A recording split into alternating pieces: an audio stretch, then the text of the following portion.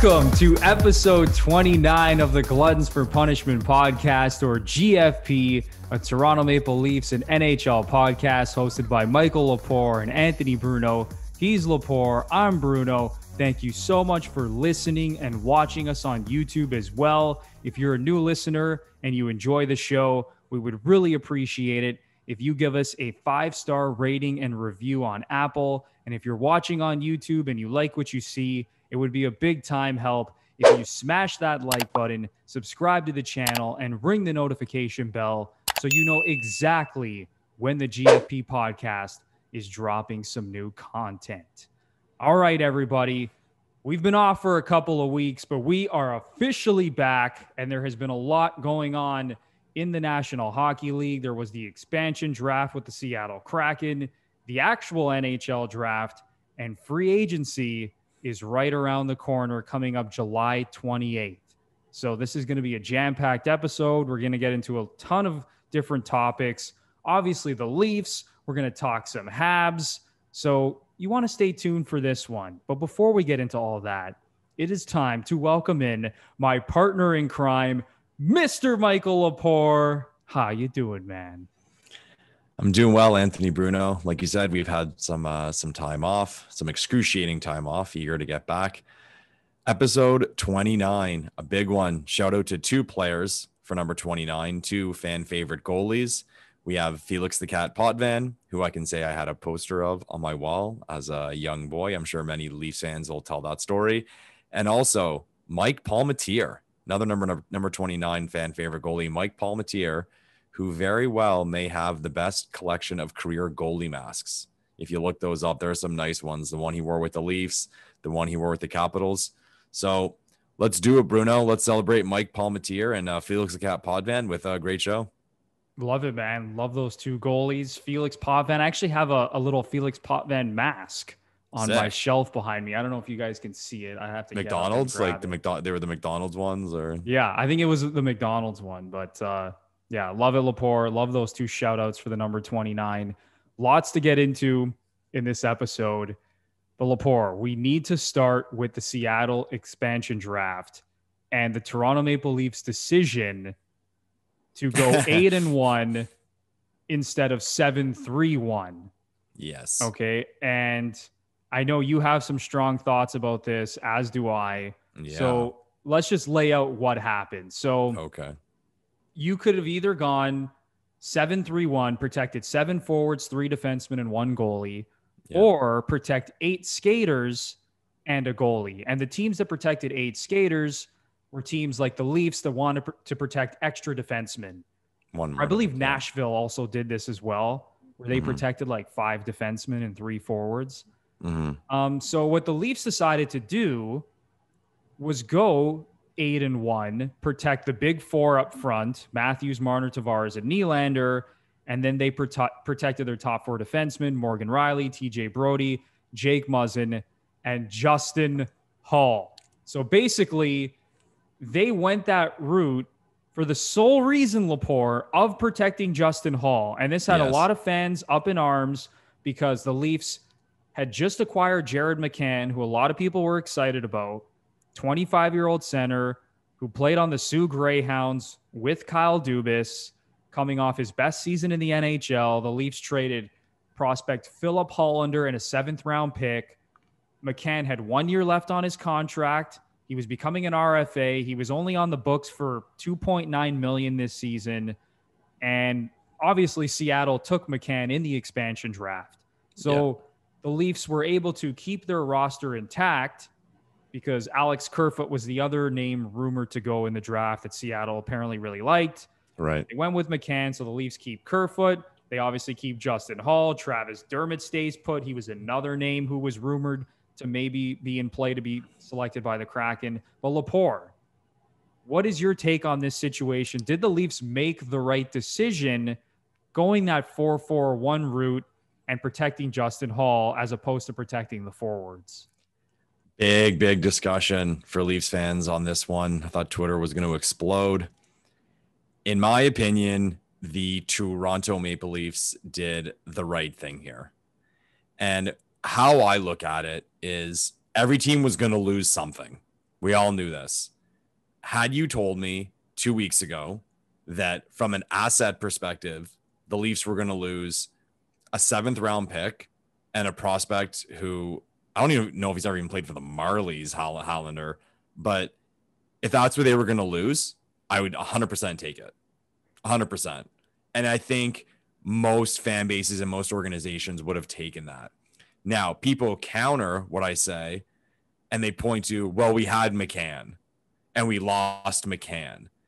And I understand that, but like I do get the strategy on Kyle Dubas's end because he's like, this is my lineup. This is what I have right now. Everyone's going to lose something. I barely lost anything. And I'm sure he was open to the idea of the possibility that he could lose Kerfoot. Because I again, that deal was done in my eyes anyway, just knowing that, well, at least I'm going to have one of them.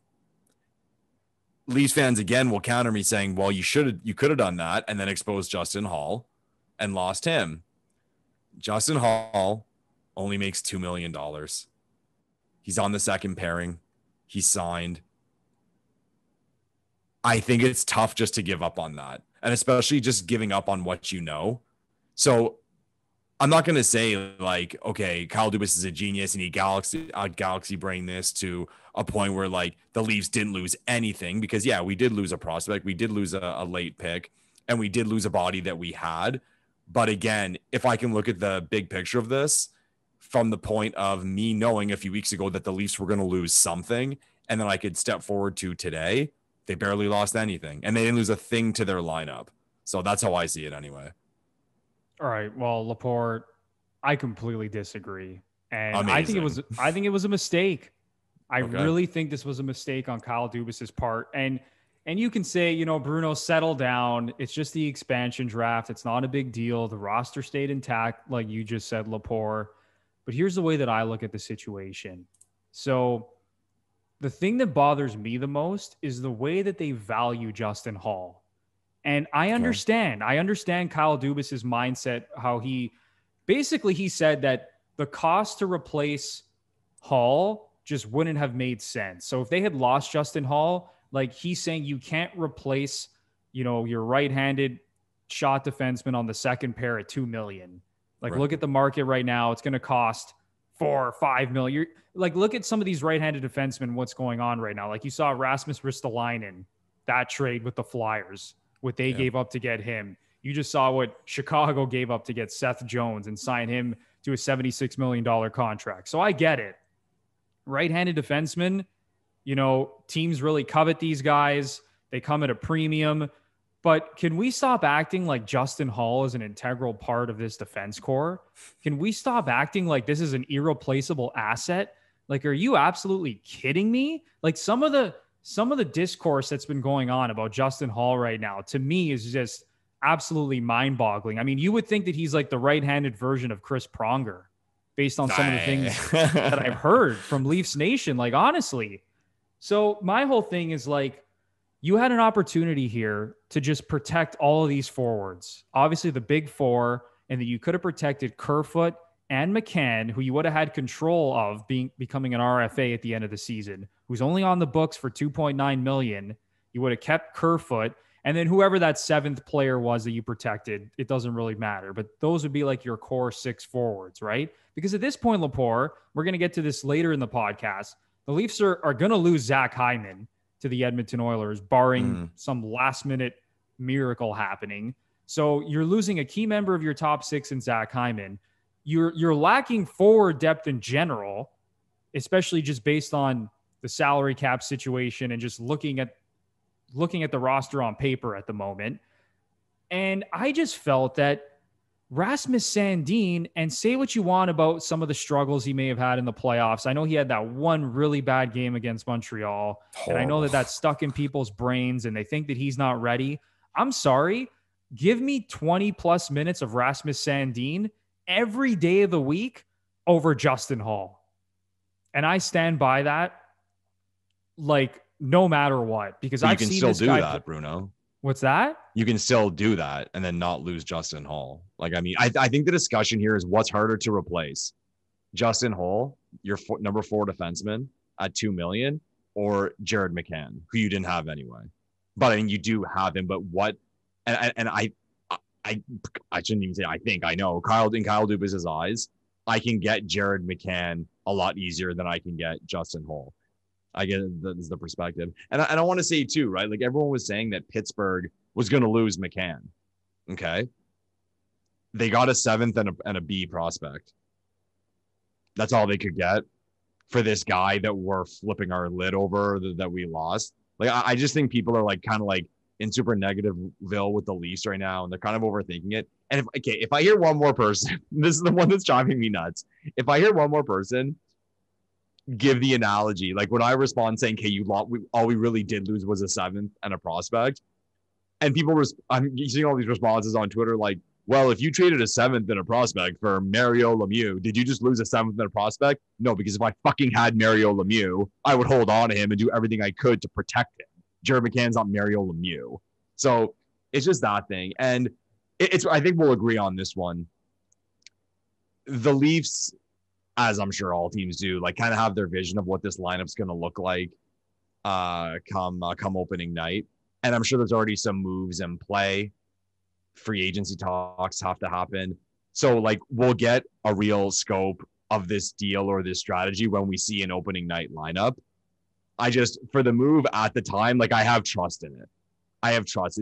The success of this team is not going to be like totally plummeted because they lost Jared McCann. And people will come out at me and say, wow, it's not going to be, if they would have lost Hall, it wouldn't happen either. Yeah, that's true.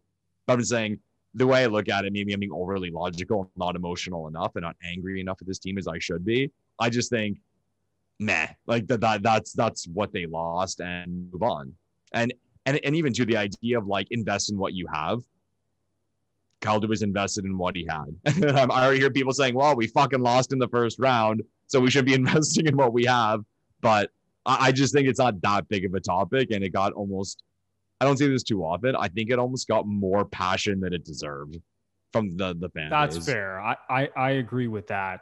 Another way that I look at it, though, Lepore, is are we even sure Seattle would have taken Justin Holl in the expansion draft? Yeah, that's true.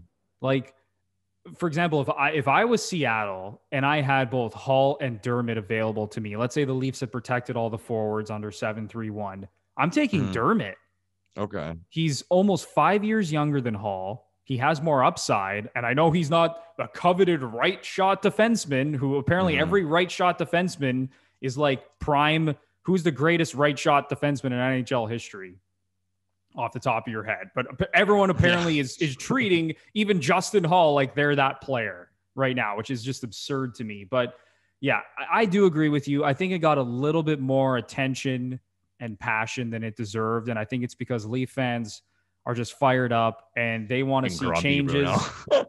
they want to see this team do something because the way the season ended was a complete nightmare, and they're going to get excited about anything at this point. Even something as small as, oh my God, who did the Leafs protect in the expansion draft? So yeah, I get it.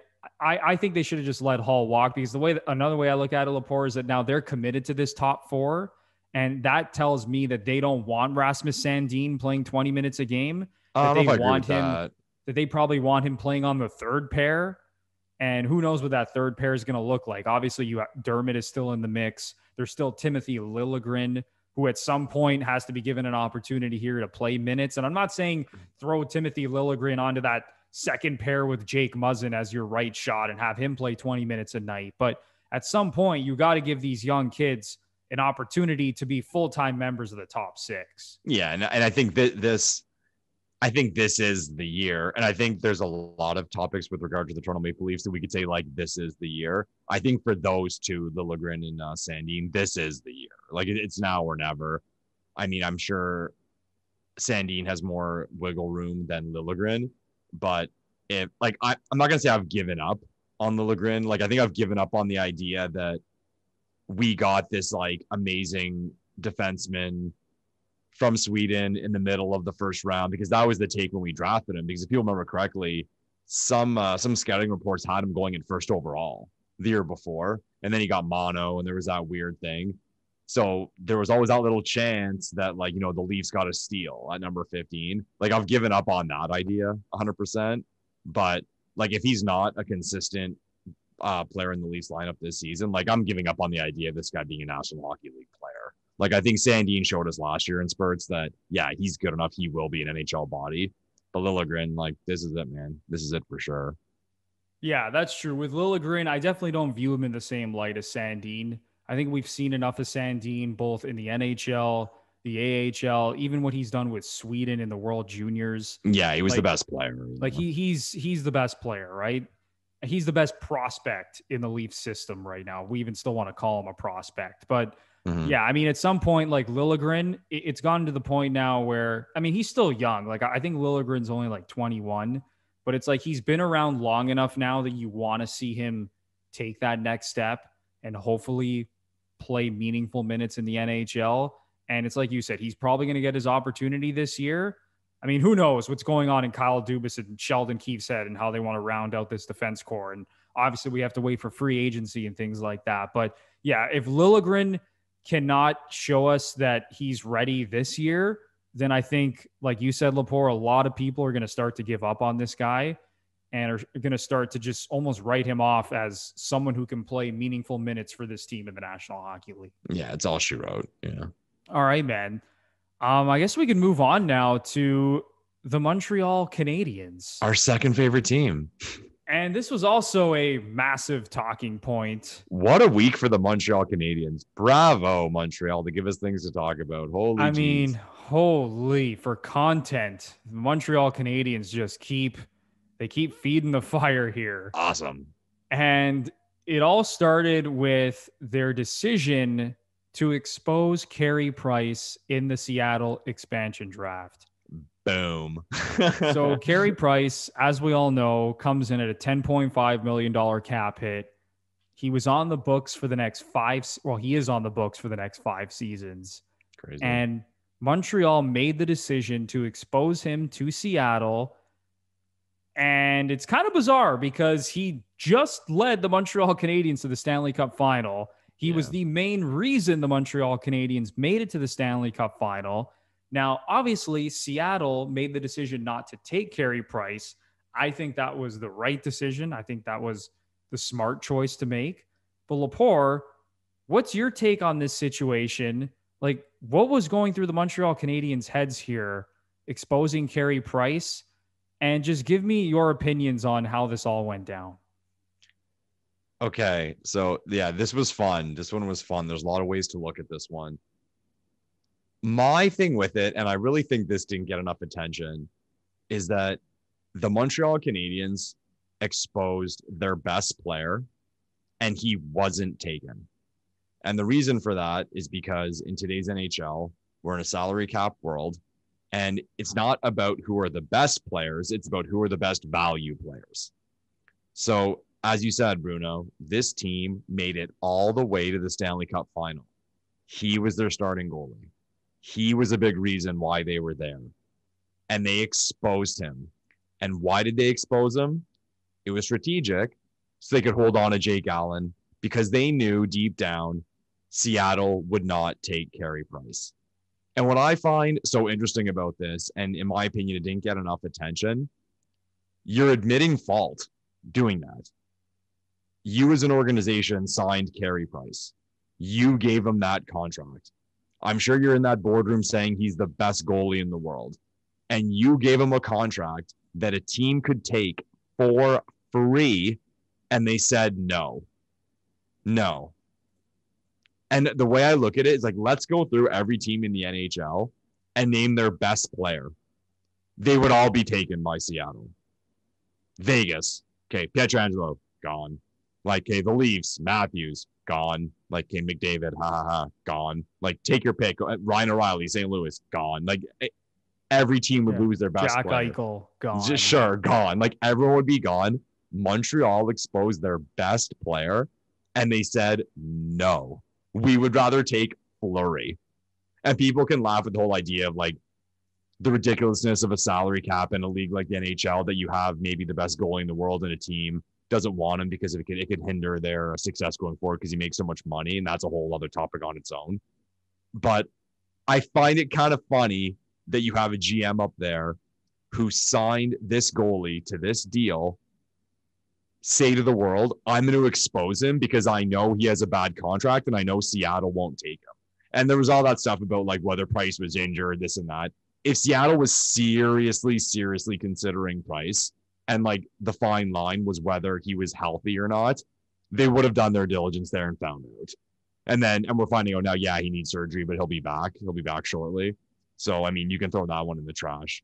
But I just think that aspect of it didn't get enough attention. Like, just like kind of like the comedy of it, of you have this guy who wasn't taken and he's supposed to be your best player. Like, kind of like, let's look at that from like an organizational perspective. Like, I'll say that's embarrassing. That sucks. Like, our best player, we can't give him away. Period. It's bad, man. It's not a good look. Yeah, no, you're right that it didn't get enough play from that angle. Cause like, imagine like the Tampa Bay Lightning after winning the cup, then exposing Nikita Kucherov. Vasilevsky. Like, well, he's on the books for several more years at $9.5 million. Like, this isn't good. This isn't good business for us. Like, it's just such a bad look. Yeah. After he led them to the cup final, then to just throw him into the pool for the expansion draft, because you know that contract is awful. And listen, say what you want about Carey Price. You know, he turns into playoff Carey Price and he turns back the clock and he becomes a monster in the playoffs. But this guy over the last 3 seasons, actually, I believe it's the last 4 seasons now, he has under a 910 save percentage. Like, the numbers have been very pedestrian in the regular season. And I get it. The last 2 playoffs, he's been great. But man, oh man, that is such a bad look. But saying all that, like I mentioned when we brought up this conversation, I think Seattle made the right decision not taking him. And I know that there was a lot of people out there, you know, Twitter was going back and forth. There was a ton of just flaming hot takes being thrown around about this. Some people saying they'd be stupid not to take Carey Price.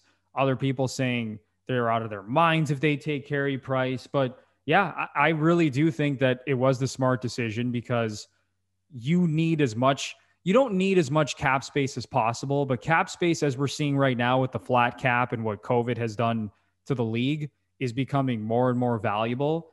And to tie yourself to a 34-year-old Carey Price for the next 5 years at $10.5 million, when he has a 909 save percentage after the last, over the last 4 seasons, that's just not good business. Yeah. So at the end of the day, yeah, Montreal, I think, secretly wanted to be saved from that situation, Lepore.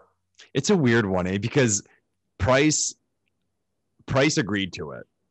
Like, Price put his hand up and agreed to it. So is there that thing that like he kind of even accepted himself that it might happen? Like, we don't really know like what discussions are going on between Bergevin and Francis, or what discussions aren't going on for that matter. So who knows? But on both sides, like on Montreal's side, were they in that boardroom saying like, guys, like Carey Price might get taken and we're exposing ourselves to this? And God, I was hoping he would get taken. Oh, that would have been awesome. Just for the drama and the response. And you'd have 2 sides of Montreal Canadiens fans at each other's throats. It would have been incredible as a neutral. And then again, like on Carey's side, there's a chance. Like, even too, like all this stuff's going around about how like Francis and Bergevin like essentially want to murder each other at this point. Even if Francis, like, even not knowing or not having all the information that he needed to make that selection of Price, maybe just to stick it to him. Like, I'm going to take him. And then I'm sure I can trade Carey Price for something. We can figure something out to get him somewhere else. Or, the worst case scenario, I'm stuck with Carey Price.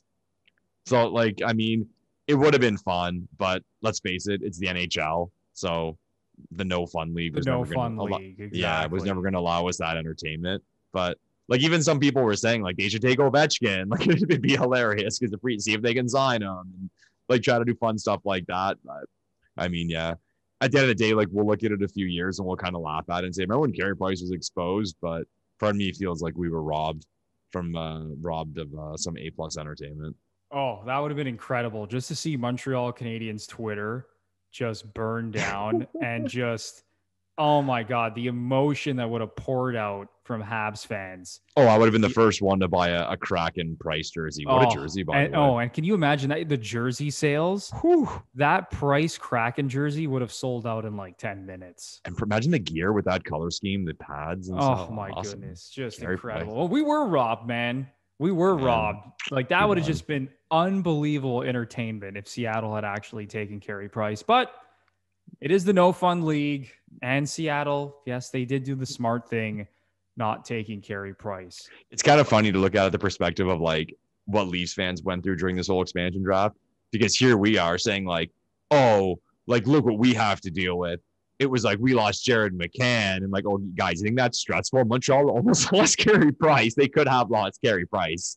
So like, trust me, there was some nails getting bitten on their end, way more than our end.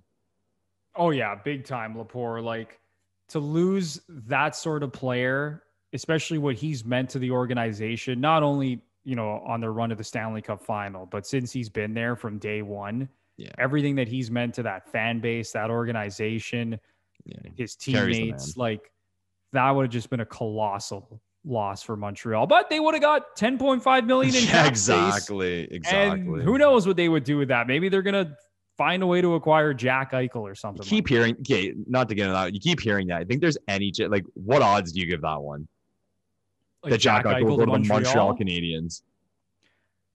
I just don't see it. Like in the same division, like him in Montreal, like he's American, like make of that what you want, but I just don't see it. I think it would be an incredible fit. Like I think that's the exact type of player they need. But the reason I don't think it's going to happen is because it just seems like Montreal wants nothing to do with giving up like a Nick Suzuki's or a Cole Caulfield for that matter. Like for Montreal Canadiens fans who think that Jesperi Kotkaniemi and a couple draft picks is going to get it done for Jack Eichel, you are absolutely dreaming. Yeah. Like you're going to have to give up probably one of Suzuki or Caulfield. You're going to have to give up multiple first-round picks. Like you're not giving up Jesperi Kotkaniemi a first and a second for Jack Eichel. Like I'm sorry, that's not happening. Not that the NHL's ever really and truly fair to look at market. Like look what was just given up for like Seth Jones. Exactly. Like Jack Eichel, because he had 5 years left at $10 million. And again, they're going to want Suzuki because they're going to want a center back. Yeah. Like a rebuilding team like that. Like, we could talk about that one for a while, but like, I just don't see it for so many reasons. All right, man, let's move on now to another interesting situation with the Montreal Canadiens. Keep it coming, Montreal. Keep it coming. As we said, it just never ends with this team. They made the shocking, stunning, just insane decision to draft defenseman Logan Mailloux in the first round of the 2021 NHL draft. So for those of you who aren't up to date with the situation regarding Logan Mailloux, he was playing hockey in Sweden this past year. So as we know, COVID essentially wiped out the Canadian Hockey League. So a lot of these guys were playing in Europe and things like that, just to get some training in, just to get some game action in. And Logan Mailloux was playing in Sweden, and he was charged in Sweden for sharing a sexually explicit photo without consent. Yeah. So this is a very serious charge here, okay? Not cool. And 3 days before the 2021 draft, he came out with a statement and said that he was renouncing himself from the draft. Now, I will add in, you can't technically renounce yourself and just remove yourself from the draft and, don't give any team the opportunity to pick you. Basically, he came out and said, no one pick me. I haven't shown the correct character, and I don't want to enter the NHL at this time because I have to work on my character issues and things like that. So he came out and said, do not draft me. I'm taking my name out of the running here. I need to focus on myself, become a better person, and I'll come back to the draft next season, essentially, right? So it looked like no one was going to draft Logan Mailloux.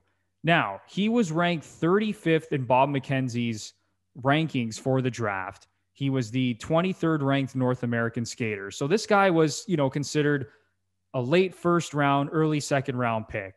So it comes to the Montreal Canadiens late in the first round. 31st overall, and they decide to say, screw it, and take Logan Mailloux. Yeah. Just a completely bizarre decision. I didn't think it was worth it whatsoever. I thought it was terrible of them to take this kid. But Lepore, I'm going to throw it over to you first. What's your take on this situation and the Habs selecting Logan Mailloux in the first round? It's such a weird one to me because often in these situations, you try to get in the heads of people to see, like, try to figure out kind of like what they were thinking, like where their mindset was at. 'Cause even maybe say you don't agree with them per se, you can at least acknowledge, like, yeah, I kind of know where they were going with that one. I have no idea what Montreal was doing with this. Like, Bergevin just making that decision to draft this kid. Why?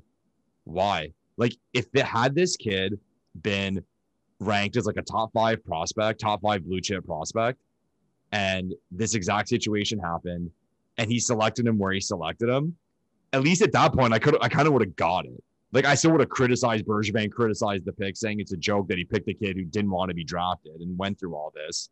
But I'd be like, well, he drafted him and he's allowed, so I can understand his perspective. But to take him where he picked him, which was around-ish where that kid should have been picked, is just bizarre to me. Because, I mean, let's face it, like, once you get to like that point in the draft, and the numbers are the numbers, like once you leave the top 10, top 15, it's kind of a crapshoot, like by round. Like, so picking whoever he had on his page is like 1 up or 1 down or 2 up or 2 down. I mean, who knows? Like, you don't really know. So to me, it was just so weird. And what often gets forgotten in professional sports is these teams are PR machines. It's a responsibility to have people like you. And like, I know that sounds cheesy and it's about winning and this and that, but I'm sure there's a PR team with the Montreal Canadiens. There are people who are hired and their job is public relations. Like, how are we perceived? How are fans of the Montreal Canadiens going to see us? And how are fans of the National Hockey League going to see us? And that's why I don't get it. Like, what did you do here? Like, what was the real and true benefit here to take this kid at this spot? And how they came out with the statement right away. Like, literally minutes That's later just on. such a bad look. When you're coming out with a statement to draft a player, a prepared statement, minutes like, later. don't you know that that's a stupid decision? Weird, man. It was so weird. Like, my whole thing is just like, I would genuinely appreciate a conversation with Marc Bergevin to ask him, like, why? Like, why did, like, you knew you were going to look bad. It's not like you knocked it out of the park getting this kid where you got him, because that's about where he was supposed to go. You look awful. And now even too, for this kid, I kind of feel bad for this kid now, because here he made a huge mistake. He was punished for it. And he withdrew himself from the draft as best as he could, as you went over. And I'm sure he made that decision with his family, his agent. And at least for the time being, it's like, okay, I'm going to be forgotten about. He's going through something really personal. Again, he made a huge mistake. And here he is saying, you know what? Leave me alone right now. Let me go through this. Let me start fresh. And then, again, and let's laugh about it. Of all teams to draft him, the Montreal Canadiens. So now everyone is even people who didn't know about this story now know about this story. Even like casual hockey fans, it's on like even regular media, and by that I mean like non-sports media, people talking about this. And because Montreal drafted him, and because they are the Montreal Canadiens, this kid will have that label. He will 100% have that label, at least for the early phases of his career. Like his first, let's say 2-3 years from now, his first NHL game. Oh, remember this kid, that thing happened in Sweden. He got in trouble. He didn't want to be drafted, and that's going to be the talking point.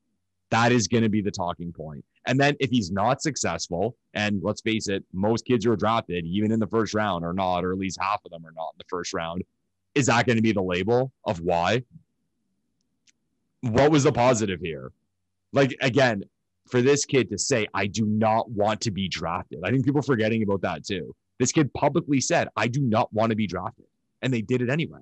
It's completely perplexing to me, because I see zero benefit or reward for Montreal to do it, both from a hockey perspective and a public relations perspective. Yeah, it makes absolutely no fucking sense that they took this kid. And I thought you laid it out perfectly there, Lepore. Like what was the upside in taking this guy where you took him? Like where, like from all different facets that we can look at this, like in terms of not only his skill level, but knowing what the backlash was going to be. Yeah. Just from everyone, and not just on Twitter, but just literally, people. Oh, he's getting destroyed. Bergevin's getting destroyed from like women's groups, this and that. Oh, it's a complete nightmare. Bad, it's like, bad. did you not see that coming? Horrible. Like, why put yourself in that situation if you're the Montreal Canadiens? This kid was charged with a crime, and it was bad. Okay, let's not sugarcoat what this guy did. It was a terrible decision. I know he's a young kid, but it's just an awful decision. You also think about the victim too in this situation and what she's going through, dealing with all this now he's been actually drafted by the Montreal Canadiens and this story is blowing up, right? But if you're the Montreal Canadiens, it's like, what the fuck was going through your head? How on earth did you come to the decision that this was the right move to make? That considering all other options on the table, all other players available, that the right decision was taking this kid who committed this crime back in the fall and who withdrew his name from the NHL draft. Yeah. It to me is just, it's the most mind-boggling thing I think I've seen really all year. I mean, there's a lot of dumb decisions that are made in professional sports, when it comes to trades and free agency. And we like to, debate and argue and talk about those things ad nauseum. But I think this is just right at the top of the list. And it, to me, just shows a complete lack of awareness on not only Marc Bergevin, but Jeff Molson and that entire Montreal Canadiens organization. Yeah, that's a good point, man. Because I'm sure he knows who's going to get picked, but let's say he wasn't fully where, like, maybe he wasn't. Like, if I'm him, I'm pissed. Like, I'm pissed. Like, I own this product, and you're putting it through shit, man. Like, and then it's like, he's had interviews and stuff like that. Like, they did a Zoom call with Logan Mailloux, and it's like, what do you expect him to say at this point? Oh my God, it was so awkward. He's like sitting there. Even people are like, why isn't he talking? I'm like, what do you want him to say? Yeah. And it's like, I'm not trying to defend the kid, but it's like, at that point, what do you want him to say? Like, he didn't want to get drafted, and now one of the most storied franchises in the National Hockey League, one of the most recognizable franchises in professional sports, the Montreal Canadiens decide to take this guy in the first round. It's just brutal. And it's like you said, Lepore, this is going to follow this kid throughout his career. It was going to follow him throughout his career. Let's say he goes through this draft. No one takes him. He enters the 2022 draft. He's the new mature Logan Mailloux. He's learned from his mistakes. He's grown as a person. It still would have followed him. But even Bruno, I'll make the point too. So that all happens, and he gets drafted by Nashville. Yeah. They mention it when he's drafted. Exactly. And then we never hear about it ever again. Yeah. The story never really comes up. No. People around the hockey community obviously would have been well aware of it, and it would have followed him to a certain extent, but it would not even have been close to what's about to happen now, that he's actually a member of the Montreal Canadiens and that they took him 3 days after he released a statement saying, I do not want to be drafted. Do you think, and I think this is where it gets loaded, because like we don't know like this stuff. Do you think he knew? So here's the thing. I was listening to his Zoom call and they asked him that specifically, Lepore. They said, oh, did they? Okay. They said, did you talk to Marc Bergevin like within the last week, or specifically, did you talk to Marc Bergevin after you had released that statement? He said he didn't. So I don't know if we're going to take his word for it. Who knows? He could be lying. You never know, right? He could have spoken. Because then, too, if he did know, like that's some shady bullshit. Yeah. Because then that opens a can of worms. But kids can do that, and then talk to Bergevin or the Habs, Lepore. I think he said the last time he talked to them was like a week or 2 or 3 weeks before the draft. So he's saying that the week of the draft, and specifically after he made that statement, that he did not have any contact with the Montreal Canadiens. Makes you wonder, though. Makes you wonder, man, because like this draft was done, like the kids were on Zoom and like sitting with their families. Was he watching it? Like, I mean, if you're in that situation, what this kid went through, are you watching the draft? So like, I don't know what's more weird, him sitting there watching the draft and Bergevin goes up there and picks him, or if he's just doing something else and all of a sudden his phone's blowing up from every person he knows because he was selected. Just, man, like, this is a reality show, man. Like, this one is a full-blown reality show. Yeah, like this, it's just such a bizarre situation. And like you said, man, like, is he like sitting on the couch being like, oh, I wonder if I'm going to get drafted in the first round here by any of these teams? Or was he just like, I don't know, out at a restaurant or something with his family or with his buddies doing something completely different while the draft? Like, who knows? It's just such a bizarre situation. Like, imagine like receiving that call. I mean, I guess, you know, like in the NFL, like when they'll call the guy before he gets drafted. I know in the NHL, it's not exactly the same, but like, was he just sitting on his couch and being like, holy shit, the Montreal Canadiens just picked me in the first round? I'd love to see like a screen thing of his phone. If that's what happened, if he didn't know, imagine like everything just coming through, like Montreal ? Montreal what? I thought you were getting, like, oh my God, it would have been hilarious. But yeah, it's just insane. And honestly, man, it's gonna be tough sledding now, not only for the Habs organization, but for Logan Mailloux moving forward. Like, he is now being put in, you know, like I said, one of the biggest markets in the NHL. This is the Montreal Canadiens. They're a massive brand. They just went to the Stanley Cup final. All eyes have been on them recently, as we've talked about. mm-hmm. And now he's being thrust into this situation. And again, I'm not defending this guy. What he did was just awful on so many levels. But yeah, for the Montreal Canadiens to put themselves in this situation moving forward now and having to navigate this, it just absolutely wasn't worth it. It was pure stupidity. And we're going to see what happens. Like, who knows if this guy is even going to end up playing a game for the Montreal Canadiens. Like, I don't know. I don't know what's going to happen moving forward, because it seems a good one is I guess he's World Junior eligible. I think he is. So is he put on that team? Like, how's that looked at from Hockey Canada? Yeah, that'll be interesting to see how that plays. He's a first round pick, so you'd think he's on the team. But yeah, it's a weird one. And like, we'll put a cap on it, but from an entertainment standpoint, it's almost too bad this happened in the NHL, because I think, say this happened in the NBA or the NFL, let's face it, like, the kid is going to say all the cliche things. Bergevin is going to say all the cliche things. If they get a hold of the kid's agent, he's going to just, do the basic boring stuff. Had this been the NFL or the NBA, you would have had pissed off people. Like, you would have had the kid voice his actual opinion. You would have had the agent voice his actual opinion, like whatever it was.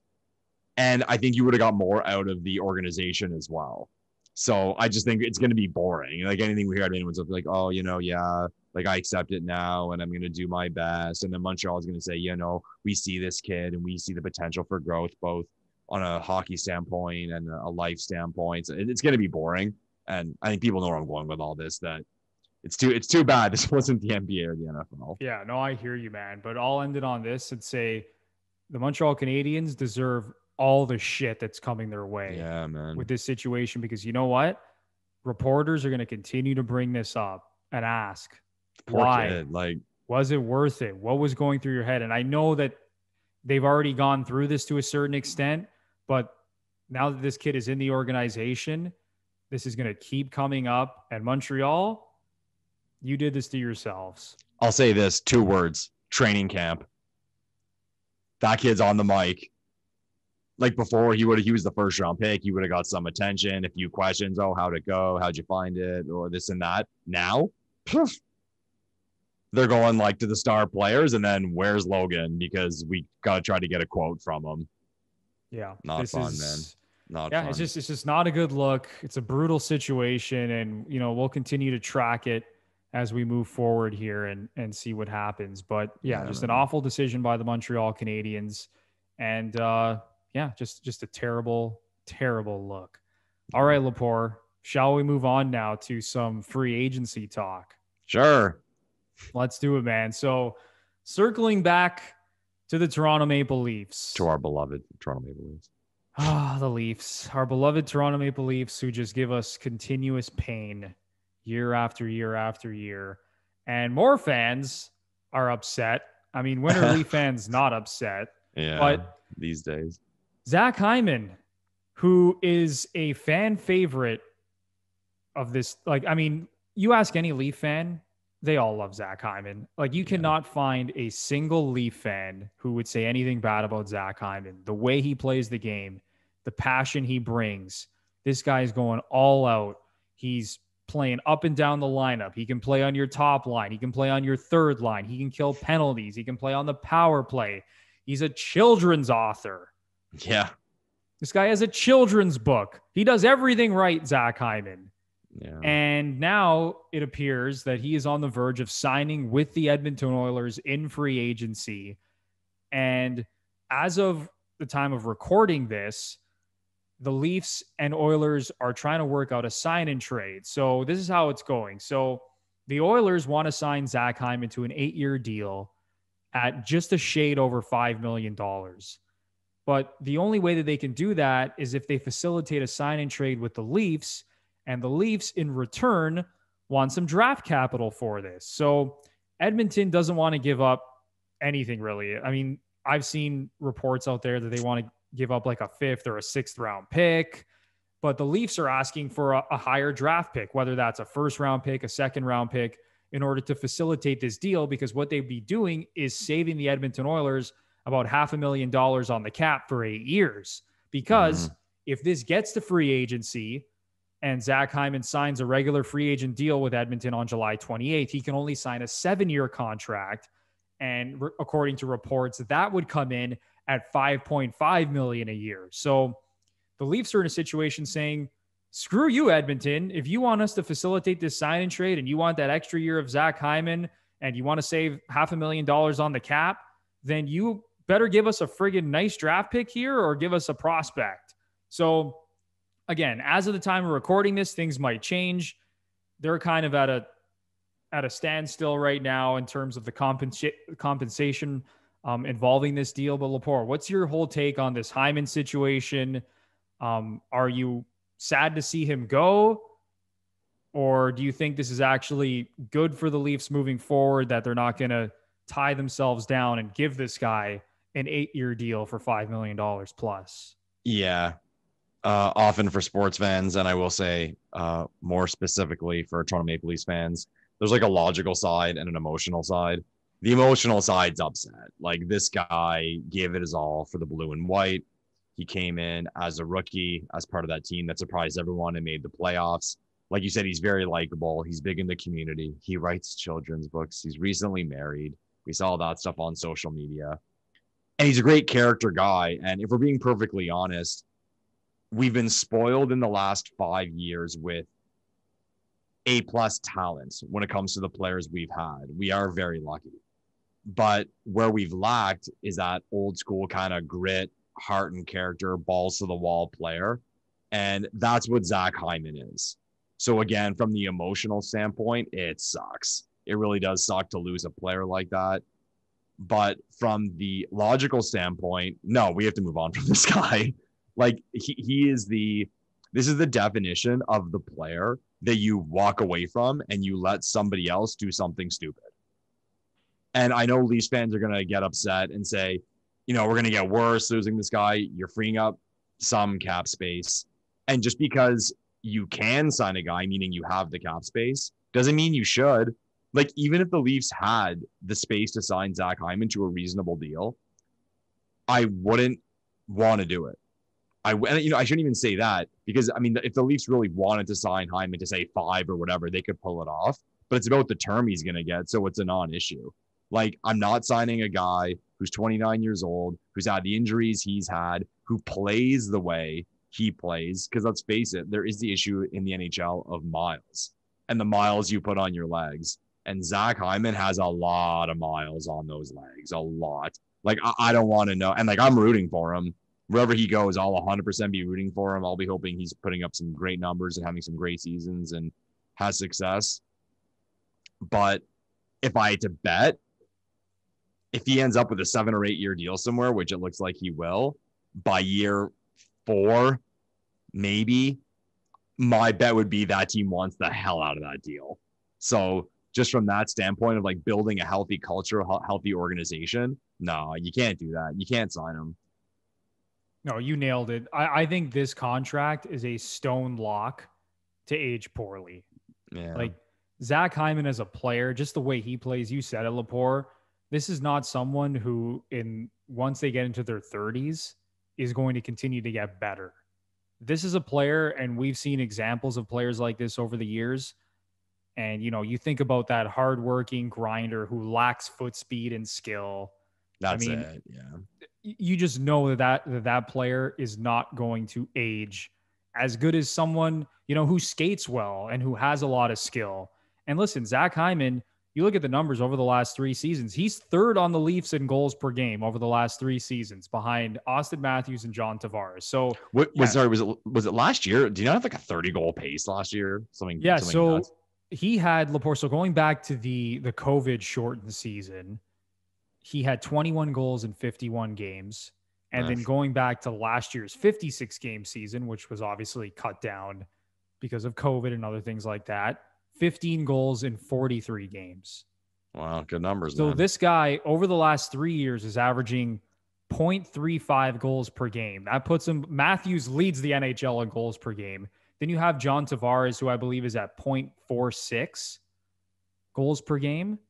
And, or that even might, I think he's in the 0.4s, and then Hyman's right behind him. So Hyman's actually ahead of Nylander and Marner in terms of goals per game over the last 3 seasons combined.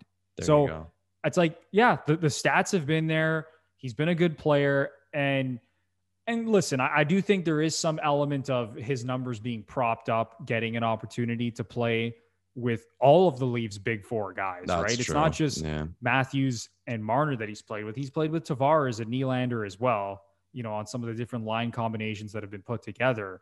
And listen, I think he's going to tear it up with Connor McDavid. Yeah, and I'm sure that's how Edmonton's seeing it too. Like, he's going to be on that first line with McDavid, or whether he gets a chance to play with Draisaitl, this guy's going to put up points. Yeah. But how long is he going to do that for? How long is that going to last? And when you're committing, 7 to 8 years to a player like this, who has not played a full season since 2017, 2018, Zach Hyman now has had multiple knee injuries. He's had I believe didn't he have like I want to say it was a hand injury of some thumb sort. or something. Yeah, there was something. He had another, he's had multiple injuries now over the last 3 seasons, and that knee specifically, which has caused him issues. So that's just someone who's not going to age gracefully, and that's a contract that you just know is going to bite the team in the ass, whoever ends up signing that.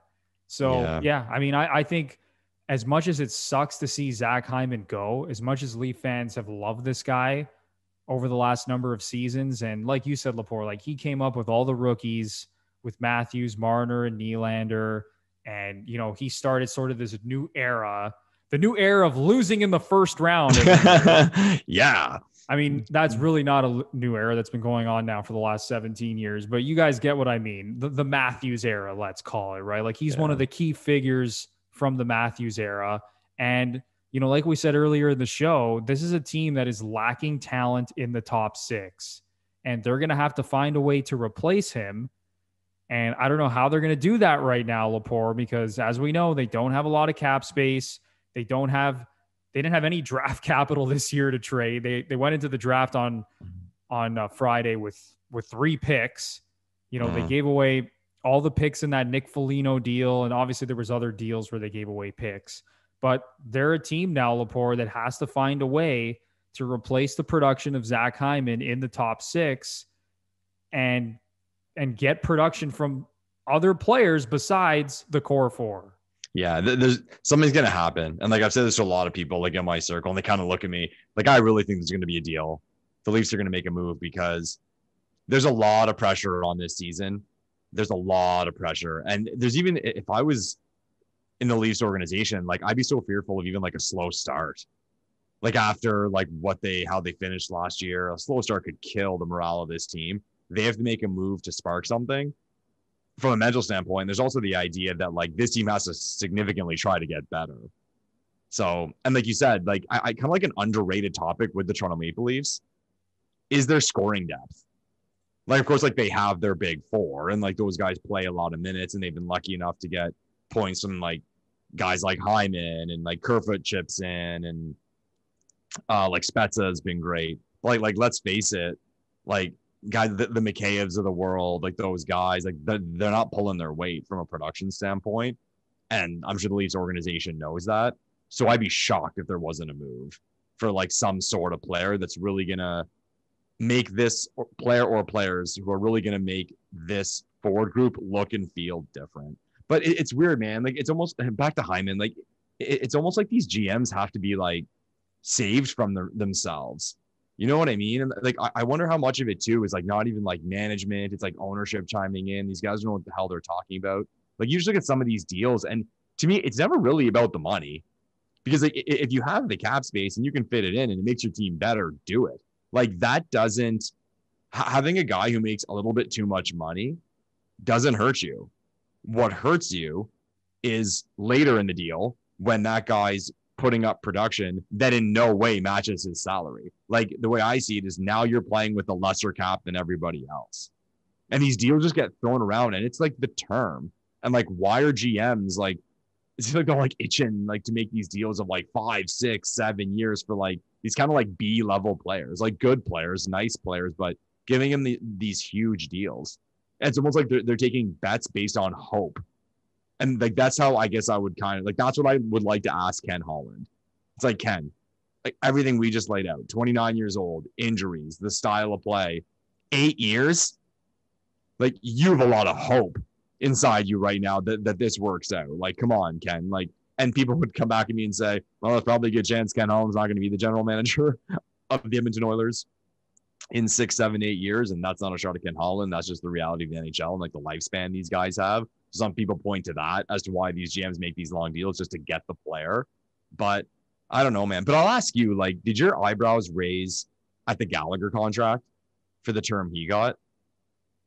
You're talking about like Gallagher's contract with Montreal? Yeah, it's like same deal, right? Like he got that term, and a lot of people were like, "Whoa!" Like because again, like everyone loves Gallagher, they love what he brings, like what Hyman brings. And I'm not saying one's better than the other, but I'm just saying, like for that style of player, man. Yeah, no, those are players, and it's like I mentioned, right? Like those are players, Lepore, that you just know are not going to age well. Yeah, like Gallagher, he's coming in at 6.5. So what was his deal? Was 6 years, 39 million. 6 years. Yeah, okay. And 6 years, 39 million. That's big. How old's Gally? And Gallagher, I believe he's the same. Yeah, he's born in 92, so he's the exact same age as Hyman. Yeah. Okay, so 35. Yeah, I know that's a contract that doesn't look very good. And even like, you know, talking about signing free agents to these long-term deals, I look at even like what New York just did, signing Barclay Goodrow to a 6-year deal for $3.6 million a year. That's a weird one. If for like that amount for that term, like usually it's more money, right? It's crazy. And it's like, what is going through the heads of some of these GMs just to toss out term like this? And like, you could argue like Barclay Goodrow, like $3.6 million, it's a little bit of an overpay, but if it was only, let's say like 2 or 3 years, you could stomach it a little bit easier. But to pay a guy like that for 6 years, like you're just asking for cap problems. And even the way that I look at the Edmonton situation with Ken Holland, it's like, okay, I get it. You have Connor McDavid and Leon Draisaitl. Like you need to try to win hockey games right now, or else Connor McDavid, let's not kid ourselves. He's pissed off. Mm-hmm. And I know that the way Connor McDavid conducts himself in the media and just everything we know about Connor McDavid, I highly doubt he's ever going to publicly come out and say he requests a trade or he wants to be traded from the Edmonton Oilers. But you got to think the Leafs will just get him in free agency. Yeah, exactly. The Gluttons For Punishment Podcast, everybody. Free agency. You heard it here first on the GFP Podcast. 5 years ago, Lepore said it. But it's like, you got to be thinking this guy, he's fed up at this point. And he's never going to come out and say that publicly, but is Zach Hyman the best you can do, Lepore? Like if you're going to commit 8 years, and I know you're not giving this guy like $7-8 million a year, but that's still a sizable chunk when it comes to the salary cap, especially like we've brought up how this is a flat cap world now, how for the next number of seasons, Lepore, the salary cap is not moving. So a lot of teams are being put in shitty situations. The Leafs are obviously one of them.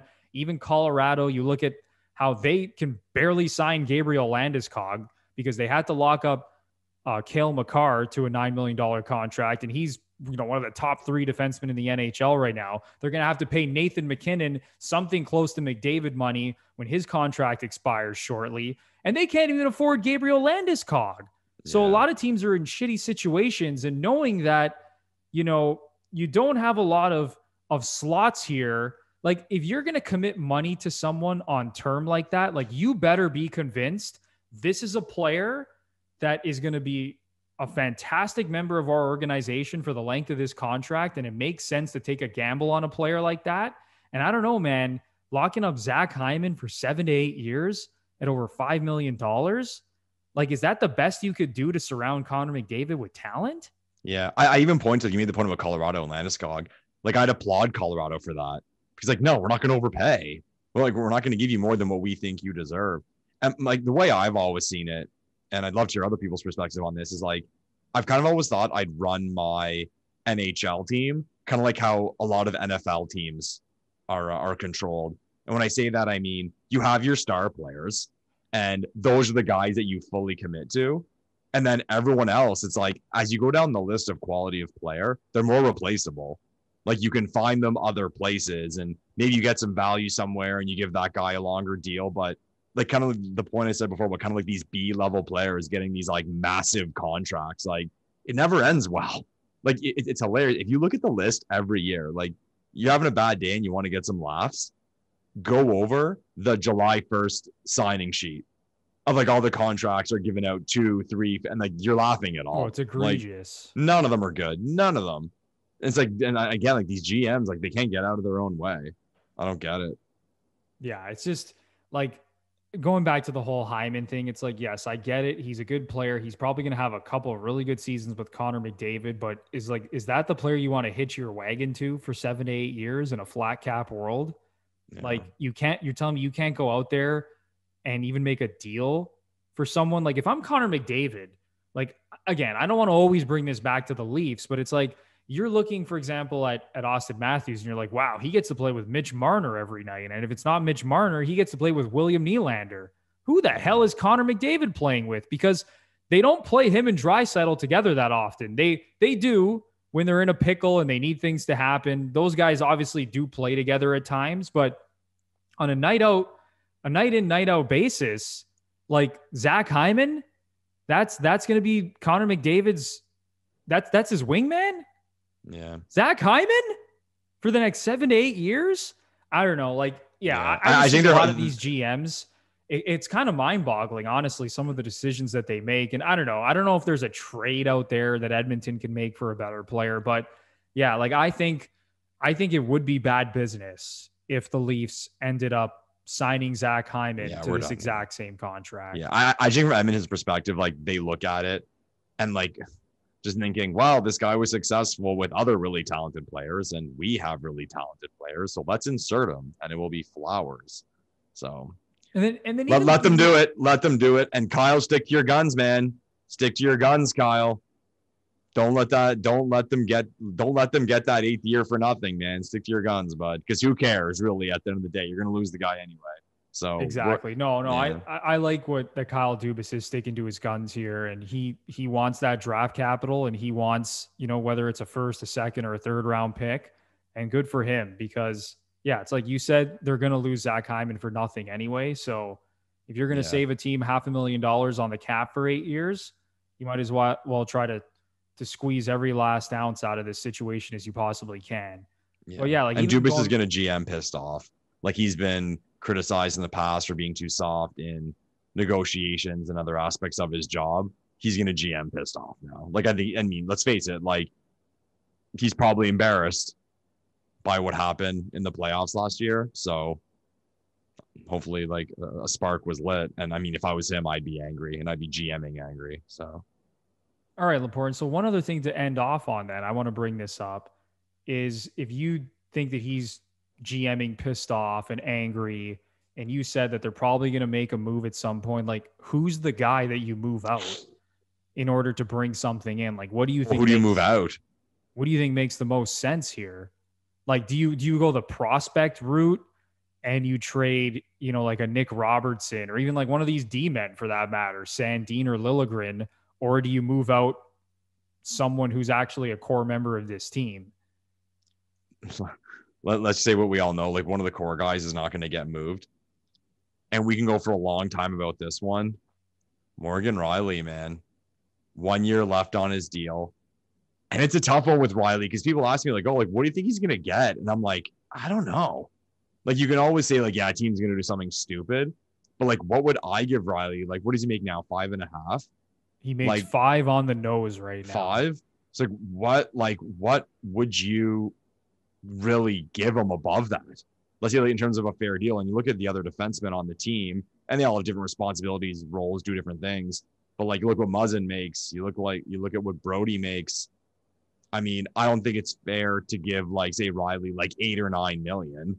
So I don't know. Like, I'll ask you though, like if you could sign Morgan Rielly tomorrow at say 6 times 6, would you do it? I would in a heartbeat at you 6 would. million. I would. I'm still a big Morgan Rielly guy. And what a lot of people forget about Morgan Rielly is that he's still young as well. Like he's not. Yeah, in his early he's an 20s old anymore. young guy. Yeah. But this is a guy who's born in 94. Like he's 2 years younger than Zach Hyman, Morgan Rielly. So, he still has age on his side to a certain degree. But yeah, I'm not breaking the bank for him, Lepore. Like I'm not giving him like $8 million plus. It's like, what would you cap around? Like, what would you cap? Like, I mean, you answered 6 pretty quickly. Like, would you give him 7? I think it's somewhere between 6 and 7. And if he wants more than that, then I think you have to look at trading him. And his term an issue, like, would you give him the 7-8 years? No, I don't think so. The thing with Morgan Rielly is that I think his best skill set is the way that he moves. He's a great skater. He moves the puck so well. Like I think a guy like Rielly is actually going to age well. Like he's not like a tough, rugged defenseman who I think is going to lose a step or anything like that, right? So I think if you do sign him to, a 6 or 7 year contract, like I can live with that. I think he's going to actually probably for the most part bring back value in that case. But yeah, I think if you can't commit too much money to this guy, and it's going to be a situation that we're all going to have to monitor here because trust me, we'll be reminded of it. So yeah, and you don't want to lose him for nothing, right? Yeah, and he's probably if this team goes into this season and they get off to a slow start and they don't make they're on, let's say they're like 4 points out of a playoff spot, like heading up to the trade deadline, like that's probably a guy you move at that point, Lepore. Like if his camp is coming to Kyle Dubas and saying, listen, we just saw what Seth Jones got and what some of these other defensemen are signing for, like we want 7-8 million plus. I don't know how the Leafs make that happen at that point. So then if we're not trading Rielly, who are we trading? And that's the thing, tough one, man. It's a tough one. Like you have the guys you have now. A lot's in play. Like you have to look at it individually, but like each individual deal. But I don't know. Like there's still that part of me that thinks Kerfoot's going to go because you free up that salary. And I think a big question will lie with the goalie that's brought in. And because let's face it, like Freddie made $5 million. So Campbell's on the books for, was it like 1.65? And then depending on what you bring in for your goalie, and that'll be a weird one too, because like, what do you give that goalie? Because you can't give a goalie, you don't want to give a goalie a 1 year deal, so then you don't know what your situation is next year. But like that money, because you're freeing up the money from Hyman that was like 2.5 million, whatever's left over from the goalie that you sign minus Anderson. And then if you do give something up from your lineup, like, we'll see. I mean, some quick math there, like a $2.5 million goalie that frees up 2.5 of what you were paying Freddie. So that's 2.5. Hyman's off the books for 2.5. So that's 5 million. And then Kerfoot's what, 3.5? 3.5, yeah. Yeah. So there you go. Like that's 8.5 million. And like you have to replace Kerfoot like as a body. So it's like, 2 guys you'd have to get. But people know where I'm going with this, where like things can happen. Like there's money at play here and like things can happen. And they have to make a move, man. Like after how the season finished, like we talked about PR earlier about the Montreal Canadiens, like Toronto has to get their fans excited, man. Like they have to make this team look and feel different. And again, I really hope and I really do think Kyle Dubas is GMing pissed off. A deal's got to happen. A deal's got to happen, man. I'll be disappointed if it's not. Like, it'll be stale if we go into next season, like, with the lineup we see right now. Like, oh, man. No, you definitely speak for Leafs Nation when you're saying that, Lepore, because this team cannot go into this season with the exact same roster and try to sell to its fans that things are going to be different. Yeah. This team learned from their mistakes. Everyone's a year older now. Matthews and Marner more mature. They've finally figured out how to get through in the playoffs after going through all these tough times. No one's going to buy that crap. You have to bring in someone to get this fan base excited. And no one's saying they got to bring in some star player, but you have to try to supplement this forward group right now, because you can't just have your offense coming from that top six. And we saw the last two playoff series for this team, they failed to produce enough offense. Yeah. So with Zach Hyman leaving, with Jared McCann going to Seattle in the expansion draft, there are holes you need to fill up front here. And then we have the Morgan Riley situation, and who's going to be this goalie that they bring in, and how much are they going to pay the goalie? There's not a lot of cap space to work with. So they have their work cut out for them, Lepore. They really do. And the fan base is going to be pissed off to the nth degree if they come in to next season with the same roster. It's as simple as that. Quickly what I said, I mean, Kay, a new body that would take the spot of Hyman. And like I said, if Kerfoot's the one to go because of his salary, I mean, even two, I say impact players, but two lineup guys, you throw in Robertson, right there, that feels different.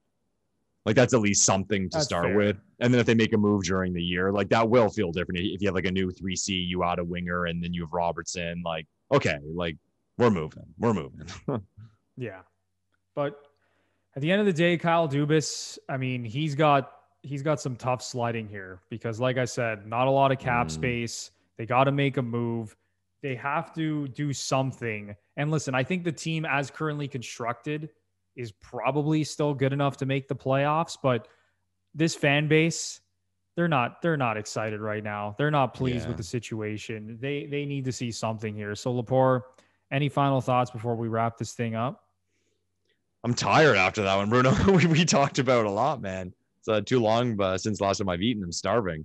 No, man, looking forward to what happens with Hyman, free agency. We had a lot of trade activity over the last few days.